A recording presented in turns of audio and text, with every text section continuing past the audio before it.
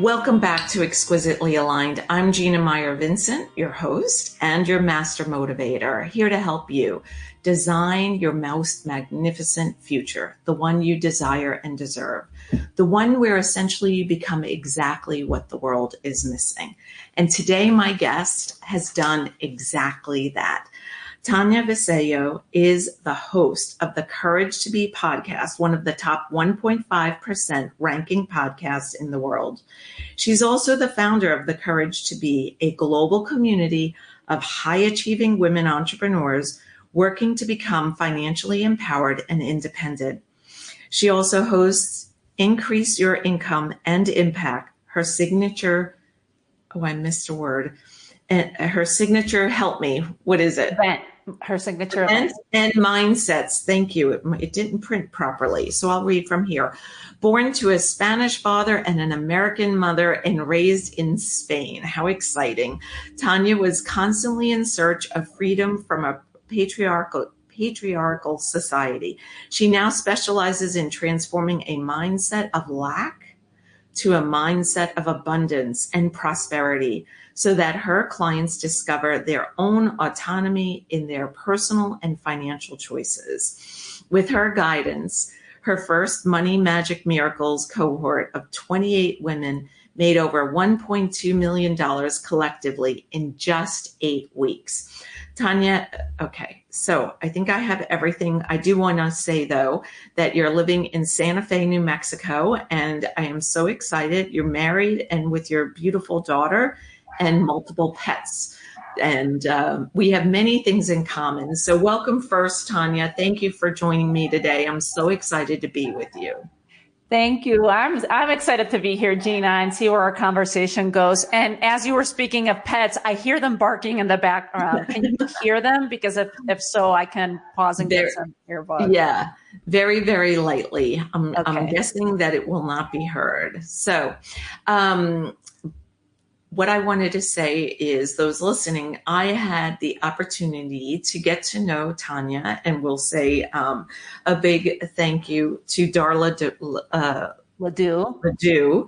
I almost renamed her last name, who introduced us when we were all together in LA, which is not far from me, but far from you and her, at a podcasting event. So, I think it's fun to be able to explore these wonderful things, and you just meet people everywhere. And when I met you, Tania, I just felt there were so many things we could talk about that I almost wanted to say to you, Darla, just say, hey, let's go outside and ditch this and just learn about each other. So I'm glad to have you here today so we can do exactly that. But let's start off with, I believe in life there are opportunities and experiences for us to maybe take something that was once challenging and see it as a blessing and kind of run with it. And so tell us about your story. Tell us, how did you get to do the miraculous things you're doing today? Wow. There's so many stories, not so many, but pivotal ones, like you're saying, of going back that seemed challenging, and then you kind of work through it, and then there's the blessings on the other side, right? So the first one that came to mind, and it's not as relevant now, but it is, was when I finished college. I studied college here at university here in the States, even though I'm from Spain. And as I finished, I studied communications, but I knew I wanted to work in advertising. So I went and I did an internship in New York City. And the big city, for 8 months, I was not getting paid, working in the different departments. And I learned about art direction. What the one that gravitated to me the most was the creative department. But I realized that in order to be hired as an art director in the agency, you needed a portfolio. And I never had that put together in college because they didn't teach you that. So it became clear to me that I needed more schooling. So I started looking for schools that taught art direction, which is a little bit different than graphic design at that time. Yeah. And there weren't many schools that offered this type of program. There was School of Visual Arts in New York, which I tried out, like the continuing education, and didn't like it as much. I went out to Pasadena School of Design, but they were requiring another 4-year undergrad. So that wasn't going to work for me. And the only 2 other schools that offered art direction was Portfolio Center in Atlanta. But the founder of Portfolio Center had just started a school called Miami Ad School in Miami. And so my grandparents happened to live in Tampa. And as I finished the internship in New York, I went to visit them in Tampa with an objective. I was like, would you guys be so kind to drive me down to Miami and see if the school is the school for me? Because it was brand new. There were only 7 students at the school. And the moment I walked in that door, this is a place. It was so creative. You could feel the creativity, in the room. And you had to put down a $100 deposit to hold your spot, to do this master's in art direction. And I could see myself already there. I was like, oh my God, Miami and the nice weather and being with other creative souls here and learning about art direction. Yeah. So I committed to that. But because I had just finished that other internship, I went back to Spain where my parents were living, and I got another internship in Spain at another agency, not getting paid, working my way, because I tried to convince my parents. My parents were so graceful to pay for my college education. So I thought that maybe they would pay for my continuing master's degree. And my dad sat me down and he said, no, what is this thing of going to Miami? You want to create a portfolio, work at the agency, build your portfolio as you're going. He had also worked in advertising earlier on in his career. So he kind of thought that he knew the way. Yeah. But deep down in my soul, and then this is a big thing that I always tell my clients, people that I encounter, when a desire is planted in your heart, it's an agreement between you and God, you and source, you and spirit, you and the universe. So it's not really my dad's agreement, so you have to really pay attention to that. But I started second guessing, like, well, maybe he's right. Maybe I shouldn't go to the school. But he thought of it because I'm guessing first he didn't want to pay for another master's degree. It's in Miami. Is she going to be out partying? Is she going to be committed to it?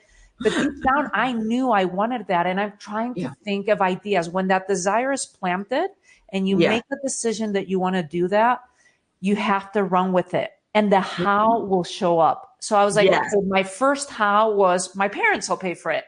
But that how was a no. So it's like, okay, well, let me think I have to get creative. What other ideas? How could I pay for this $30,000, master's degree?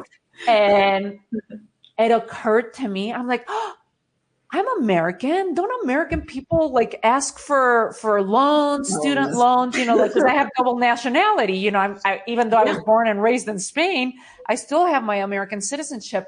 So it sparked, I started looking into grants, into loans, and the school helped me. So I got my loan, and I got that notice for the loan literally 2 weeks before we were supposed to go to Tampa for my grandparents' 50th anniversary. Wow. So I said to my friends, that's how beautiful the universe works and conspires, when you make that decision. Yeah. So I tell my parents, I'm like, you know what?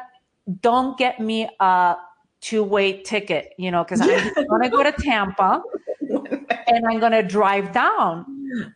And my dad got upset, I don't think you're making the right decision. I don't think it's the right thing, yada, yada, yada. But I still had to go forward with it. So I did. I went to their wedding anniversary, and my grandparents, bless their heart, they didn't come from money. They just didn't have a lot of money. And when I went there and I told them about how excited I was about the school, they had been saving in a CD since I was born. They had saved $3,000 for me, and they gave it to me, and they said, use this for yourself, in whatever way it can help you. And it helped me rent a car, a place to stay. I stayed with a friend of a friend that I didn't even know. Yeah. And I was able to find a job in that first week, and I was set. So I went to Miami Ad School for 2 years, got my art direction degree, and that school gave me not only a career, because from there I already had a job. They are so connected. They got me a job 6 months before I graduated. I met my current husband. He was my boyfriend at the time there. I met him 6 months before I graduated. So I wouldn't be where I'm at right now, even though I don't practice art direction right now. Yeah. But they gave me a career. They gave me friends that I've had for life, best friends. Yeah. They gave me my husband. I wouldn't have my daughter. I wouldn't be where I'm at if I wouldn't have made that one decision and continued with that desire that I had in my heart. And it was hard. The first semester, I did not have money for a car, so I would bike everywhere. I worked 40 hours. I was at the Ritz Hotel waitressing at 6 a.m. I had the 6 a.m. Breakfast. I'd work from 6 to 3, get to school, and I'd be in school from 3 all the way to 10 o'clock at night some of the days, and all by bicycle. There was no like handed to me. But I'm so thankful for the difficulties and the, even fighting back with my dad and pushing through with my agreement, because he has a strong personality that he could have easily been like, I don't think it's the right thing, and swayed me in the wrong direction. And that was a tough moment that got me to the next step. And so there's always like the next step, to get you to where you need to be. Yeah, I love that on so many levels, Tania. Here at Exquisitely Aligned, we call that aligning with your exquisiteness. And that one of the 3 pillars is your heartfelt desires. And I believe they're written on your soul. And I do agree. When you listen to that inner direction, that directive, and really, I like to say you partner with it. It's like a marriage. And when you do that, all the doors open, just like they did. It didn't mean you didn't work hard. You said you aligned with it, and you went ahead, and 6 a.m. for a college student to go to work. Not many kids would, graduate students would be doing that. They would be like, what? No. But I think when we have that passion and we know this is our purpose and there's something there. I mean, as you were talking twice, I got goosebumps when you're about your grandparents saving that money and how that played out for you. What an important piece to be gifted that $3,000 at a time that you so needed it, and how many things you were able to do with it. So I love that you said that, Tania. When my daughter just went to school, as you know, and when my son was getting ready to pick colleges, we were at a friend's house of his with the parents, meeting them for the having dinner with them for the first time. We had met them socially. And the father, both mom and dad were from France, had a very different outlook on career and life. And because you had mentioned, although it's not what you're doing now, right? Years later, you see the blessings in how following that heartfelt desire. Well, this dad told my son, you can't be a jack of all trades, Kai. You have to pick one thing, and then that's your thing for life. And I had to do my yoga breathing, take a nice sip of my red wine, and like calm myself down, because I was like, that is not great advice. You know what I mean? And I just said to him very politely, that's not how we raised our children. I think it was that way for our parents, grandparents, great grandparents generation. But now with the internet, now with being able to touch lives around the world, like with this show, with your show even, we have these abilities to do different things. Like podcasting is not my only thing. As I just read your bio, it's not your only thing either. And it's just a piece of the puzzle that fills us. And it was really enlightening to hear somebody who was also my age, but from a totally different background, different gender, different experiences, born and raised in a different country with different parents, have a totally different outlook. So I love the fact that you followed your heartfelt desires and see the blessings. So tell us more, Tania, how did you get to where you are today? Was there another pivotal moment, or Yeah. was this? Yeah, There's so many that you start looking for.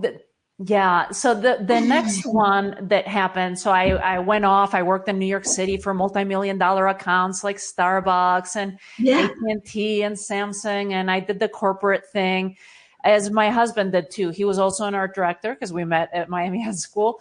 yeah, And we decided to leave New York and start our own little agency in Spain. So yeah. we worked together and we lived in Spain for about 4 years, and we Oh, I had love. amazing projects. We worked in the film industry. We designed the posters for the movies. Yes. We got commissioned to do this amazing photo book for 2 years all around Spain, him and I traveling.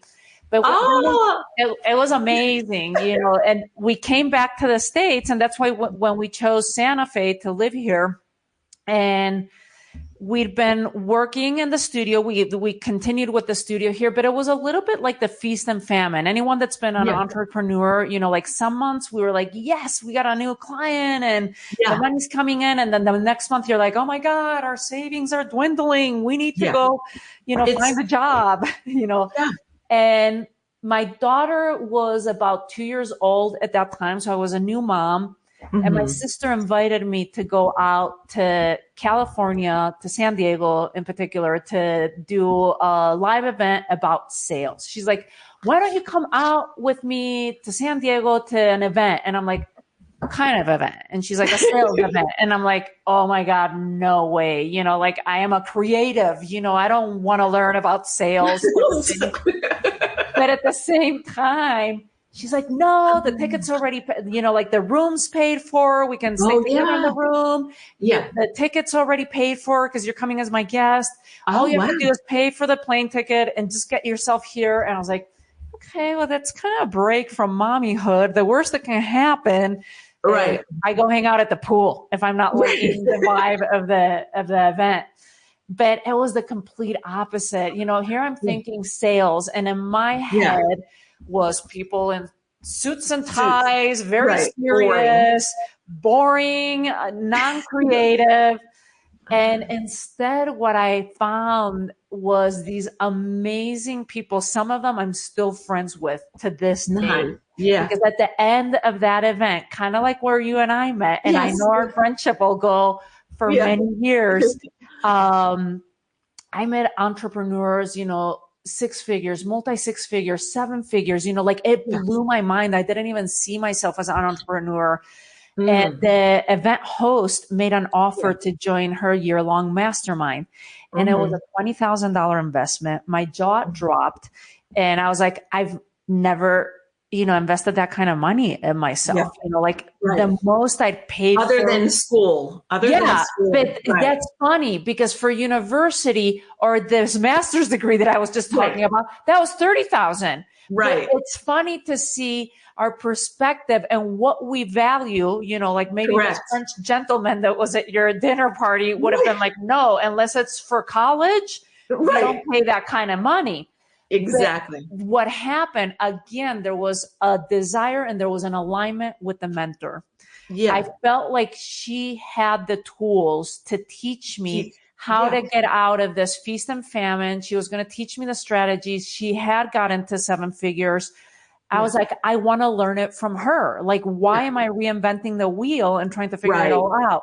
So again, both my sister and I had to go to the thinking table and where's the money coming from? I just put down my $1,000 deposit on the credit card, and you had 30 days to figure out where the Yeah. money's Figure coming out the from. rest. Yeah. So I signed up. We figured it out. We ended up taking a loan. So we worked it out.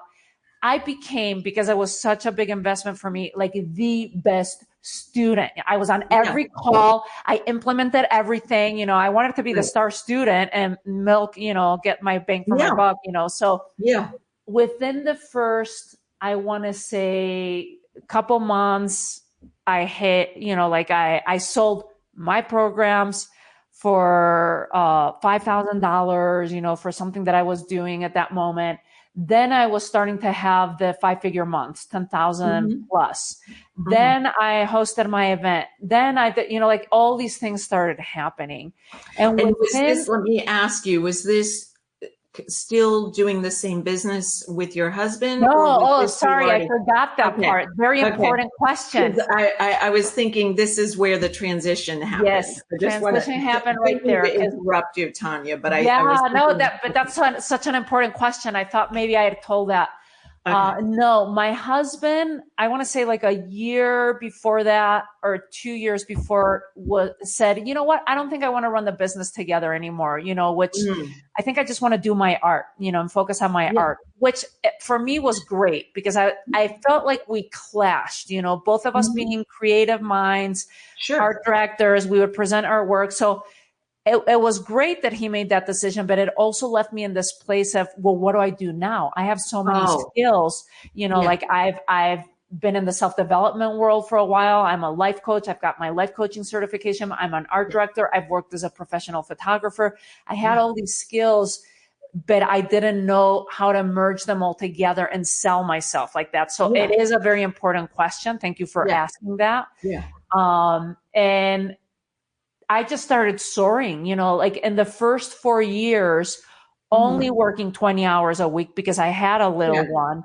I was able to hit the 6-figure revenue, which I had not, like I had never made that kind of money out of corporate, and even with my husband, it wasn't because we weren't capable. It's just because we didn't have the right tools. We didn't have the right training. You have two creators running a business.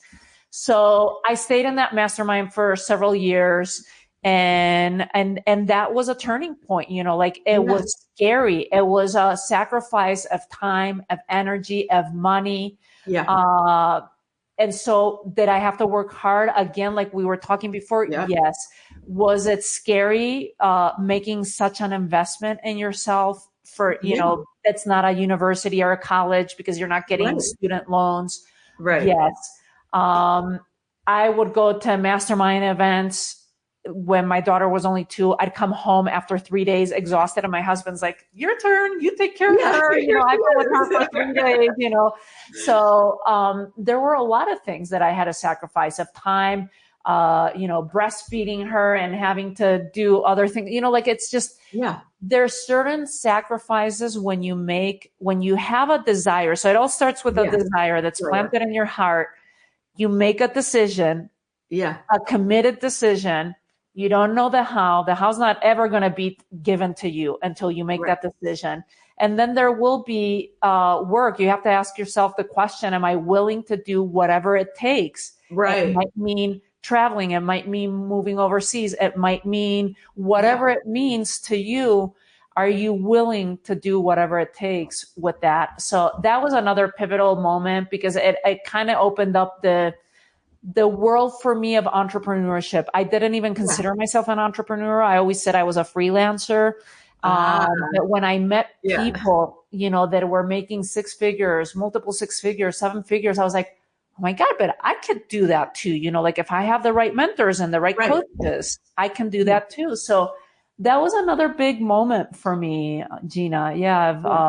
And on the path, you start going back and rewinding and looking at connecting the dots, right? Yeah. Well, I mean, Tanya, it's like you read my book because time, money, and energy is a huge chunk of what I keynote speak about and write about, and it obviously had to be in the book. But I do, a couple things I write notes as we speak so that I don't always have to interrupt you like I just did. But hearing you say that you didn't see yourself as an entrepreneur, right? And you saw yourself as a freelancer. And I think it's those little tiny mind shifts or paradigm shifts where we start to, I like when I work with clients to just say like, I want to show you a different way of seeing this. And sometimes it's just the change of a word brings about a whole different energy, right? Like, oh, here we are in America, world of entrepreneurship, right? Anything is possible. That's why my father came from Germany,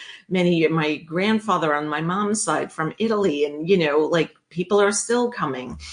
My husband's an immigrant, my daughter's an immigrant. So I'm surrounded, but it is a land of opportunity. And just that, I love that you shared that with us today, because I think if you're listening and thinking about what's holding me back, or where am I, what's a block, sometimes it's just that little thing of what are we calling ourselves, or what we live in a world begging for us to conform and putting us in little tiny boxes. I know on LinkedIn, I had to choose life coach. I am not a life coach. I am not even a coach, but okay, that's the closest thing, because people want to know, what do you do in 2 seconds? And then they're like, oh, Tania, nice to meet you. What do you do? Bye. And you're like, wait, hold on. What's your label? Yeah, like these quick little labels. They wanted just a little tag on our forehead or on our, on our name. What's your business quickly? And then you're running. And, I know that when they meet you like I did, they want to know everything. But in reality, they only have 3 seconds mind span. And then they're off to answering a text, or, like you said, taking care, nursing a young child. And I love the fact, the other thing I wrote down was an investment, right? And once you make that decision, so it's like about following the magic. Where does it lead to? And what sometimes is comfortable and sometimes uncomfortable, right? I feel like back on the yoga mat, it stretches us in ways we didn't know we could stretch, is what I want to say. Someone, my first PR person, asked me to write articles, and I fought her tooth and nail on it. I was like, no, I'd rather speak on a podcast. And she's like, yeah, no, you have to write articles too. And I was like, yeah, no, I don't have to do everything other people do. And it just led me on down this path of meeting like super cool people, being published in 3 monthly magazines, plus digital work, plus, so I love that. So tell us a little more about your show, because I know about it, but I'd love to hear, and the programs that you do, Tania, because I think, one other thing before we go there, I forgot. You did mention another thing that's important. So with money, I know for me, for most of my clients, and I'm going to assume you're in this group because I think I know you well enough from the few days we were together in LA. It's not always about the dollars. It's about the amount of people you can help and the quality of people who value, like you were talking about, what you're offering. And I think that in America, for certain, I don't know about Spain, but we often think you spend money for a degree so that you get some kind of initials. And then we forget that then we're in our 30s, our 40s, 50s, 60s. Like my degree was fabulous. I love it, from the Fashion Institute of Technology. Cheers to them. But like I was, 18 to 22. I'm now 55. What does that, it's not so relevant. So investing in something like a mastermind, working with a coach, with a mentor, with someone, or in a group setting, I love that you brought that up, because the value, like we see in you, has been exponential, right? It was, what did you say, a $20,000 investment for the first year. It catapulted. I mean, if you really look at that, it's still like, if you really wanted to trace back, which I've never done, but I learned how to host events in a specific way. She gave me the model for that. And I've turned that into my business model, so I have, when I hit 6 figures, in that first 4 years, only working 20 hours a week, I attribute it to that. And every dollar that's come afterwards, it's also because of that, because she gave me the tools to learn from this. And that's just the tools of how to implement and how to put it together. Like you said, I think it's so important to have a mentor, a teacher, a coach, whatever it is that you need to acquire new specialized knowledge that you might not have right now. And that's a little bit what's happened with the podcast too. The podcast was just a dream that I had, kind of like I think we were talking about this before the interview, because you had your Oracle cards. And so I was like, that's another thing that's on my wish list. Like having my own podcast, having my own show, having a book written, having my cards that I can get, hosting events. So there's a wish list that you have, for your life, for your business. At least this is how I operate. Yeah. And I had hired an agency, and COVID was a big,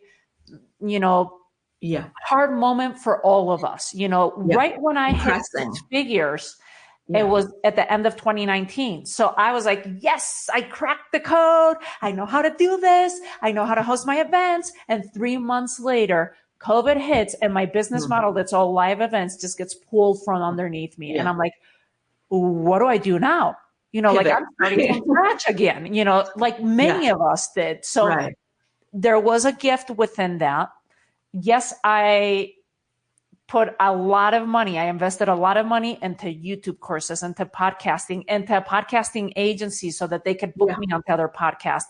And that's how the journey started. Again, it was a decision. I'm like, okay, since I don't have the specialized knowledge, I have to pivot online, because all my events have been local and have been for women here in Santa Fe and in Albuquerque, New Mexico. Yeah. How do I bring this online? How do I get back onto social media? I'd been off of social media for 4 years. I forgot to say that. I reached 6 figures without social media, just local. There's different ways of doing things. Like you said, Gina, you can do it however is in alignment for you. Right. So I started basically doing a master's degree, 2021, 22, and part of 23. So a lot of money was going out into programs again. A lot of fears of like, oh my God, am I going to go bankrupt? I'm putting all these things on credit cards, and, because there's no student loans to pay for these things, for these other courses that aren't from an accredited university. And one of them was paying this podcasting agency to get me booked on as many podcasts as possible. Because could I pitch myself? Yes, but it was gonna take much longer. Yeah. So I started guesting on a lot of podcasts. I want to say around 40 podcasts in like a year and a half. Yeah. Yeah. And as I kept meeting other podcasters, I was like, this is something I want for me. This is seems like fun. I want my own show. So I launched my podcast, and I launched it the last week of January of 23. So it's only 18 months old. Yeah. And the first 3 weeks, it was already ranking in the top 5%. It was ranking number 39 in self-development charts in Spain. And there's not a single episode in Spanish. So I started looking. I was kind of like the unconscious competent. Like, why is this happening? And then I was waking up in the middle of the night and getting these downloads. And the downloads were because I started seeing that there's still a gender gap with podcasting. There's more men podcasters, there's more men guests, and there's more men listeners. Yeah. We're starting to get closer as women. Women are craving, they're wanting to listen to other women's shows. They want to listen to our stuff and what we talk about. Right. Many hot topics. Yeah. What showed up for me is like, I'm on a new mission. Like my voice has been suppressed. I come from a country and a culture where women's voices were not heard. I was born at the end of a dictatorship, with my uncle. It lingered all the way into the 80s. Yes, women have a lot more self-expression now in Spain. Yes, we have more self-expression here in the States. My mom's American, and I'm thinking to myself, you start connecting everything together. You're like, why was I born to an American mother, Spanish father in Spain with all these, the patriarchy, and not only patriarchy in Spain, but the patriarchal of my family. My dad's 7 brothers and 1 sister. So it's always like the men in the family, the men in the family are successful. The men in the family make the money. So when I had this opportunity and seeing what was happening with the podcasting and why I was having so much success, I was like, there's a new mission here. We need to close the gap, the gender gap. And I'm here to support women's voices through podcasting, whether it's launching your podcast or whether it's guesting on podcasts. Let me help you launch a podcast. We just launched the podcast of these two sisters, Meet Me in the Penthouse. And the first 3 weeks, they're already ranking in the top 10%. So I knew that I could rinse and repeat. I was like, I can do it for others. And because podcasting is such a new medium. I was all gung ho on YouTube, and YouTube does have its good things too, but it's also been around for 20 years. Podcasting is in its infancy. Yes. And so now I'm like, why not utilize this medium that keeps growing day by day? Every day there's more and more listeners, and especially more women, and utilize our marketing message and get our message out there, get our stories out there as women, and be promoting our message out through podcasting, whether it's guesting or whether you want to launch your own show, because not everyone wants to launch their own show. And I understand. It's funny because podcasting was one of those things where it was said to me multiple times while I was on the East Coast, you should have a show. You'd be great. And different people, some who knew me very well, some who just were meeting me. And I was like, no, I don't want a podcast. Then I moved to California, right?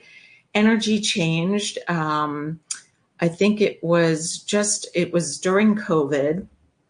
And a friend of mine who we do a lot of work together, she said, I'm going to start a podcast. Why don't you start one? She was ahead of me. She had her artwork done, her marketing, everything, and the name, everything. She said, why don't you start one? I can show you how to do some of the other things. And we could cheer each other on. We could occasionally guest on each other's show, and then have a meeting one-on-one once a week and just say, hey, this worked, this didn't work. What do you have an idea?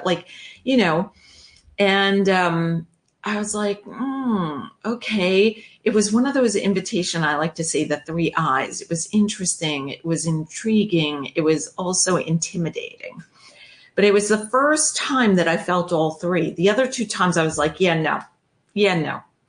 And I sat there and I thought, okay. And I did. And that's how my show started. She never did start her show. So it's funny. She was the one who was like, yeah, you should do this with me. I often think I need to thank her because if we didn't have that conversation, I don't know if I would have. And the fun thing is I get to meet cool people like you, Tania. Yes. And although we are both in the United States, just like you, we have guests from around the world, and it's fun. And it's fun to hear other people's stories and take those nuggets, those things that we need to hear on that specific day. I think most listeners know I never prepare questions unless I did prepare questions for somebody. English was her second language, her third language. And so she felt more comfortable knowing, can you give me some questions so I can be prepared in case I don't understand the question? I said, sure. But I love to see just where the conversation goes. And it's been so much fun because I think allowing people to have a voice and to be able to express themselves in whatever way, shape, and form. And I believe we all have something to say. Yes. All have something important, I should say, to share with the world that sometimes we think is so, working on my book with my publisher, sometimes I'm like, really? Is that important? She's like, right? Because we get to a point where we refine ourselves and transform and et cetera. And then we don't realize that one sentence touches somebody in a way that changes their lives. Just like you, so many things I've written notes on, the patriarchy,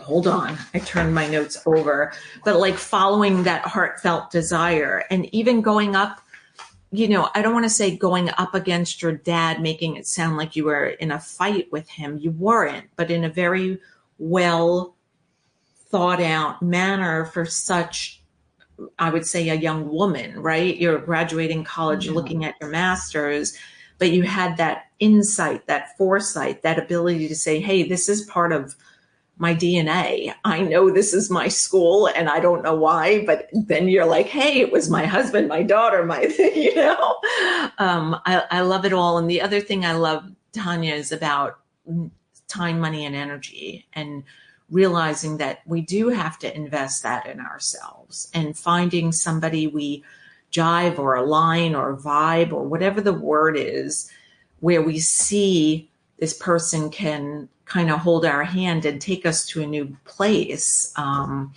So yeah, I love it. I mean, I think, Tania, we could talk for days. You and I so many episodes. I can't wait to have you on the podcast too, Gina. Yes, and I totally look forward to it. So let's go into what are like some helpful hints that you would like to share based on what we've talked about today. I mean, I already feel like you've given a bunch of great teachable moments, but is there anything in particular that you find is a needle mover for your women and men?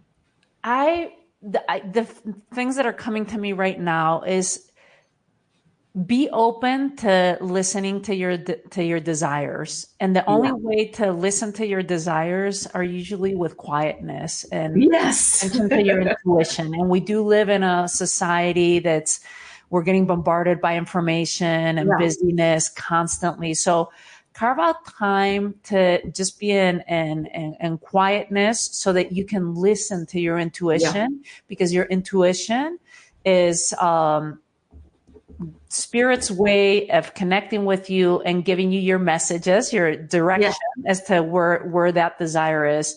The second thing, once that desire shows up, you get those goosebumps, you get excited. Yes. You're like, oh my God, can you imagine? But it's scary at the same time. It's exciting, but it's scary. Yeah. Follow it. Make a committed decision to that. Yeah. And allow the how to show up. We get into so controlling, like, I'm not going to make that decision. I'm not going to make that move until I know how. The how will never be revealed to you until you make that decision. You have to be clear. So make a decision, as scary as it is, and trust, because the moment you trust, it'll be scary. There will be fears, but just acknowledge those fears, move through it, trust. And then what you do, it's almost like a spiral. I teach this, decision, trust. The next thing it'll be take inspired action, because ideas will come to you. Take an inspired action. Like when I first met Gina, for those of you, she was sitting with Darla Ledoux at this coffee shop, and this that's right. We were at the coffee shop. I have to just share this because this was like inspired action. And we were at an event with 300 people. It was the first morning. They're sitting there all graceful and fashionable with their clothes, her haircut. I've always worn my hair super short like Gina, so I felt very in alignment with her. And Darla, and both, they look like actresses. I'm like, oh, they must be the speakers for the thing. But how can I approach them? And so that was like an intuitive hit, like just an inspired action. The Spirit was guiding me in your direction. And it was me and Amber, my roommate that I was rooming with. Yeah. And we just started talking to you guys, and you guys were so approachable, and it was so much fun. And you're like, no, we're not the speakers. We're here. And then we had a fabulous 3 days. I wouldn't be here right now if I wouldn't have taken that inspired action to talk to you, to both of you, so it's just an example. You have to have courage. You have to make that decision. But I always say that the universe rewards the brave. If you're courageous, if you do and take that inspired action, as scary as it is, you will be rewarded. There will be some amazing gifts for you, waiting for you on the other side. Yeah. I forgot we were in the coffee shop. I remember it so completely. That is so right. And meeting Amber, and I don't know if you remember or if we even told you, but Darla and I met through our publisher. So I had asked my publisher, hey, I am always looking for fascinating people to be on the show, because, it doesn't have to be someone local. That's the blessing, right, about a podcast. So it's like, who do you know? And she said, I'll send you a few names and their websites, and then you go check them out and see if you feel aligned. I'll do the intro. And Darla was one of them. And I was like, oh yeah, totally. So she was on the show. We had so much fun. And then out of the blue, she she said, hey, I'm going to an event. It happens to be in your neck of the woods. It's just in LA. Do you want to go? And I thought, oh, I would not normally sign up for this, but there's something like that desire. There was an intrigue. And do you know, Tanya, I booked my hotel immediately. I just went on, looked at the website. I was like, okay, yeah, this is affordable. It looks good. Sounds intriguing. I think I can get something out of it. And I looked up rooms quickly and I emailed her back. I said, okay, I'm booked. I'm staying at this hotel. She's like, what? And I said, yeah, I'm kind of a touch it once kind of a girl. I'm still trying to teach my husband. 24 years in, it doesn't work. My kids get it though. They're like, Dad, touch it once. Don't pick it up and move it. Just pick it up and put it where it needs to go. And so I did. I touched it once, signed up, and I'll share with you, Tanya, I knew I needed to be there, but I didn't know why. I thought it was for that event. And when I got to the event, I think I can say this to you, and you're not going to judge. I think we had a little bit of conversations, but it really wasn't about the event. It was about the relationships, yourself, Amber, getting to know Darla in person. It was our first time. That coffee, when you met us, was the first time we had met each other in the lobby, walked to the coffee shop, and then you know what I mean? Like, it was the first time I got to meet my new friend from podcasting in person. And then I love that. Inspired action is definitely, be brave. I mean, what's the worst thing we could have said? Oh, sorry, we don't speak English, or, you know what I mean? And you would have been like, okay, what language? I speak Spanish, you know, Amber, what languages? Like, what could have been the worst thing that Darla and I could have said? Like, hey, we're in a negotiations for a $3 billion account right now. We can't talk. We're just sitting in a very noisy coffee shop negotiating. Like, you know what I mean? I love that. And thank you for reminding me that's where we met. I was thinking it was within the auditorium, but yeah, it was so fun. And I believe those are the moments that the magic unfolds, and especially trust and allowing things to happen. I think for me, especially was one of the biggest. I had to trust that God, universe, etc., would take care of my husband when he was really sick. And it was on a Sunday that I finally decided to let go of everything that I was praying for him to get organs, because I realized I was praying for someone to die so he could get their kidney and liver. And that's when I nearly ran to the bathroom sick, because I was so nauseated at my thought. And do you know, it was Wednesday, from Sunday to Wednesday, when he got the call that a woman my age, my blood type, also an organ donor, had passed, and he would get her kidney, one kidney and her liver. Wow. I mean, I think it's in that, like, just to have that wherewithal to think, I don't need to know how, I just need to trust, and it works. I mean, it's really it does. It's scary and eerie, right? But it works. So tell us, I think you have an event coming up. Please, if you don't mind inviting them to that. And everyone, please know all of Tania's information will be in the show notes, so that you don't have to pull over and write anything down or stop your run or get off the treadmill or bike. But go ahead, Tania. Yeah, there's an event coming up if you're listening to this podcast, November 7th, 8th, and 9th. It's in person in Santa Fe, New Mexico. Beautiful. This is the second one that I'm doing in person that I've done. I hadn't done any in person in 5 years. I just done them online. And they've been so magical. You know, like the last one we did in May was amazing. So if you listen to this event about this and it's past the date, you know, of November, still go to increaseyourincomeandimpact.com, and you'll be able to see when the next ones are, or if there's a wait list or something. But if you do come to this one in November, if you can swing it and you do a one touch, like Gina says, just book your hotel, come over, you will be life transformed. I can guarantee it. You know, just like seeing people's faces on day 1 and when they leave on day 3. You can just go to the website, just don't take my word. Go listen to the testimonials and the videos of the women that have been here.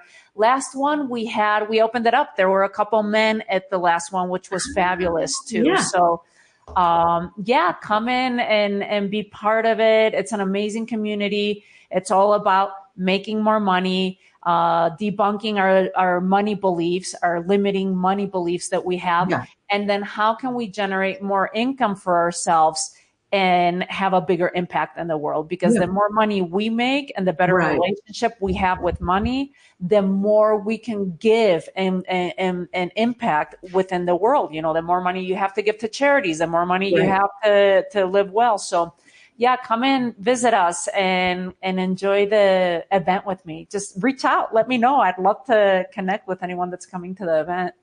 Yeah. And you know what? We'll put in the show notes, Gina. I want to do this. Yeah. I'm going to give all your listeners an 80% discount. So if you do come, right now, I think the early bird is like $500 or something like that. Mm-hmm. If you use the code GUEST24, yes, for the main registration, you'll get an 80% discount, or you can use the one that's called bonus VIP if you want to upgrade to VIP. I will preface 90% of the people do the VIP portion of it, just for the connections. And if you listen to this in the future and those codes aren't working, just email me. We'll put stuff in the show notes so that you guys can contact us. Thank you so much, Gina. Thank you for the generous discount. That's an amazing, amazing, amazing offer. And Tania, thank you for being who you are and for listening to your heartfelt desires and following the magic each and every by making those decisions and using intention as you go forward, because that means you've become exactly who's been missing in the world. And I know you're an amazing mom, an amazing wife, an amazing coach, a podcaster, like just all mentor, all the things that ways you give back to the community and help others fulfill their desires, because I think that's why we're here. I mean, that's the fun part. And I think Darla and I both felt when we met you and Amber, it was like, oh, yay, more like-minded, like-hearted people. And it just causes such a big ripple effect. You're so delightful to speak to and share your brilliance and your authentic voice and your message to inspire others. So thank you. Thank you. I do want to pull a card quickly from the Opening to Possibilities deck. And hang on, I'm going to just shuffle once. I shuffled them before. So you just yell at me to stop, and then you probably have to tell me which one, because I'm looking at the back, which looks different than the front. So I'm going to start. Go. I'm not even going to look, so I don't see the pictures. Okay. And, stop. Okay. So awareness is your catalyst to change. How do you practice being aware? How important is awareness to you? And what changes have you made? I think you're very aware. I think we learned that. I think, what's interesting, because it's funny that before this, you were telling me that you were going to pull out a card, that this is how you did it. And the card that she pulled out, which is funny, is Courage. The name of my podcast is The Courage to Be. I was curious. I was like, I wonder if she'll pull out Courage again when it's time. But awareness, it's such perfect timing. Awareness is where everything starts. So I should have even backtracked with that. Like when we were saying, still the mind, be in silence so that you can receive intuition. In that silence, you will become aware of your thoughts, aware of your actions. So awareness, yes, is such a beautiful card. Thank you for pulling that one out, Gina. I know that's what I am laughing. I'm like, yeah, of course, this is the one, even with your eyes closed. So awareness, it's yellow, black, and orange. So thank you again, Tania. Again, you're delightful. I look forward to being on your show soon. And, I look forward to remaining connected with you, because I think there are a lot of powerful things we can do together. So thank you, thank you, thank you. Ditto, ditto, ditto. Right back at you, Gina. Thank you so much for having me here. So in the show notes today, you're going to find something different from me, because we are at the point where we are now taking names and email addresses, because I am very close to the pre-launch of Exquisitely Aligned, the book. And so I want to put that link out there for you. But as always, you can contact me if you're ready to make those major changes and are looking for a mentor. I'd love to chat with you. Till next time, be exquisite.